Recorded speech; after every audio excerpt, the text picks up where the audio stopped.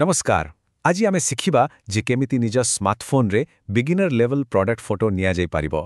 जदि आपनकर गोटे ऑनलाइन बिजनेस अछि तेबे एही सूचना आपनकर पाए बहुत कामरे आसीबो। देखंतु गोटे कथा सबु बेले मने रखिबा दरकार। गोटे ऑनलाइन बिजनेस पाई प्रोडक्ट फोटो ही सबु किछि। काहेकि ना गोटे भलो फोटोर सीधा अर्थ हेउछि अधिक ग्राहक आउ अधिक ऑर्डर्स। तेणु एहा उपरे टिके ध्यान देबा बहुत जरूरी। आज आमे एही पांचटी एकदम सहज स्टेप विषय कथा हेबा। प्रथमे सठिक आलोक बा द राइट लाइट, तापरे परफेक्ट बैकग्राउंड, आम स्मार्टफोन र सेटअप, सबुठु भलो एंगल्स आउ शेषरे किछि सिंपल आउ स्मार्ट एडिटिंग। ठीक अछि, तेबे चालंतु आरंभ करिबा। आमर प्रथम आउ सबुठु इम्पोर्टेंट एलिमेंट हेउछि लाइटिंग। कारण भलो लाइट बिना गोटे भलो फोटो विषय भाबी भाबी मुश्किल। प्रोडक्ट फोटोग्राफी पाई सबुबेले नेचुरल लाइट ही सबुठु भला। सकाळ 9टारू 11टा किंबा संध्या 4टारू 5टा भितरे फोटो नेले बहुत भलो रिजल्ट मिले। बेसी किछि करिबार नाही, प्रोडक्ट को केवल घरर विंडो पाखरे रखि दियंतु। आ हां, गोटे कथा, फोन रो फ्लैश को केबे भी ऑन करंतनी, कारण एहा फोटो रे कड़ा शैडो आनी दिए। अच्छा, लाइटिंग कथा तो बुझी गले। एबे आसंतु देखिबा आम प्रोडक्ट पाई गोटे भलो स्टेज केमिति तयारी करिबा, माने गोटे परफेक्ट बैकग्राउंड। सबुबेले गोटे क्लीन व्हाइट बैकग्राउंड व्यवहार करने को चेष्टा करंतु। एथिपाई गोटे सफा धड़ा कपड़ा किंबा चार्ट पेपर भी चलिबो। कौनसी प्रकार पैटर्न किंबा डिजाइन थिबा बैकग्राउंड यूज करंतुनी। आउ गोटे छोटो टिप हैला, प्रोडक्ट आउ बैकग्राउंड भितरे 2-3 इंच रो गैप रखिले फोटो आउरी प्रोफेशनल लागे।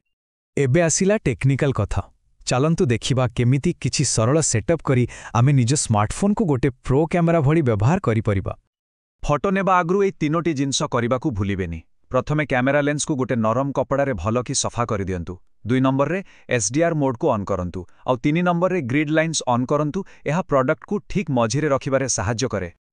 एबे आसिला सबुठु गुरुत्वपूर्ण कथा, फोन रो जूम फीचर को भूल रे भी व्यवहार करंतुनी। एमिति कले फोटोर क्वालिटी पूरा खराब हो जाए। ता बदलले निजे फोन धरी प्रोडक्ट रो पाखो को जाई फोटो नियंतु। एबे चलंतु देखिबा केमिति अलगा अलगा एंगल रु फोटो नेई आमे बायर को प्रोडक्ट रो गोटे 360 डिग्री व्यू देई परिबा। मने रखंतु गोटे प्रोडक्ट रो अति कम रे 4 रु 5टा फोटो नेबा दरकार। Front view, side view, back view आ गोटे क्लोज अप तो निश्चय नियंतु।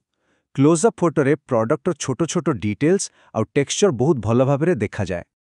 तेबे एते गुडी एंगल काहे की एते जरूरी? कारण जिते बेले जने बायर अनेक एंगल रो फोटो देखे ता मनरे प्रोडक्ट को नहीं गोटे कॉन्फिडेंस आसे। आउ एही विश्वास ही तांको जिनिसटी किनिबा पई आग्रही कराए।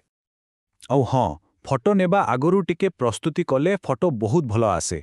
जेमति कि जदि कपड़ा अछि ताकु भलो कि फोल्ड करंतु। जदि ज्वेलरी अछि तेबे सेथुरु फिंगरप्रिंट्स पोछि दियंतु। प्रोडक्ट को सबवेले नीट एंड क्लीन रखिबा बहुत जरूर। चलंतु एबे आमरा शेषो स्टेप को जिबा। ताहा हेउछि एडिटिंग। देखिबा केमिति टिके एडिटिंग करी आमे फोटो को गोटे फाइनल पॉलिश आउ प्रोफेशनल लुक देई परिबा। एडिटिंग रे बेसी किछि करिवार नाही। बास ब्राइटनेस को टिके +10 आउ कंट्रास्ट को टिके +5 बढ़ई दियंतु। प्रोडक्ट को सेंटर रे रखिबा पई क्रॉप करंतु। किंतु मने रखंतु हेवी फिल्टर्स किंबा प्रोडक्ट रो ओरिजिनल कलर को बदलेबा भली एडिटिंग रु सबु बेले दूरे रहिबा दरकार। तबे आसंतु शीघ्र एही 5टी मुख्य स्टेप को आउ थरे मने पकई देबा। प्रथमे नेचुरल लाइट, द्वितीय रे क्लीन व्हाइट बैकग्राउंड, तृतीय रे फोन रो कैमेरा सेटिंग्स, चतुर्थ रे मल्टीपल एंगल्स आउ शेष रे सिंपल स्मार्ट एडिटिंग। बस एतिकी। एई सरल स्टेप्स गुडी को फॉलो कले देखिबे आपनकर प्रोडक्ट फोटो ओएनडीसी आउ खुलेगा ऑनलाइन रे केते आउटस्टैंडिंग देखा जिवो आउ एहा निश्चित भावे आपनकर बिजनेस को आगो को नेवारे सहाय्य करिवो।